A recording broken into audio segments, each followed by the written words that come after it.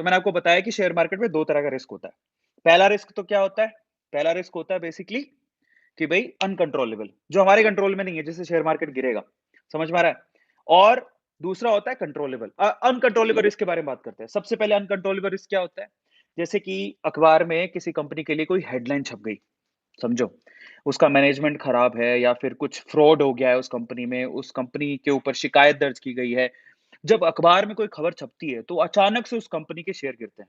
अब उसमें आप कुछ नहीं कर सकते। अगर अंदर ही कहीं फ़ॉल्ट है, तो आप क्या कर लोगे? ये अनकंट्रोलेबल है। लेकिन उस टाइम पे वो शेयर गिरेगा, ठीक है?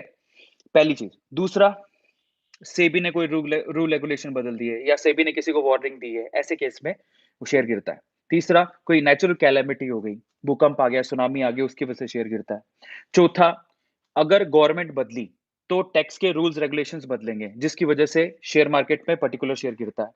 पाँचवाँ, इन्फ्लेशन की वजह से, अगर कोई चीज़ महँगी होती जा रही है, जैसे पेट्रोल, डीज़ल के दाम महँगे होते चले जा रहे हैं। अगर कोई चीज़ महँगी हो रही है, तो उसका यूज़ कम हो जाएगा, जिससे शेयर गिरता है। तो ये सारे रीज़न होते हैं, जिसकी वजह से शेयर गिरता है, बट उसमें आपका कोई भी कंट्रोल नहीं है, ठीक है? आप कुछ नहीं कर सकते उसके अंदर। इन दैट केस होता क्या है ना, जब कोई एक पर्टिकुलर वजह होती है, जिसकी वजह से शेयर गिर रहा है, तो उस इंडस्ट्री के सारे शेयर गिरते हैं। इनफैक्ट मान लो पैंडेमिक आ गया, आपने देखा होगा कोरोना के अंदर ऐसा नहीं था कोई 1 या 2 सेक्टर के शेयर गिरे थे, सारे शेयर्स नीचे आ गए थे। अच्छा, बुरा, सारे शेयर्स नीचे आ गए थे। तो उसमें आप कुछ नहीं कर सकते। That is uncontrollable. तो कंट्रोलेबल क्या है?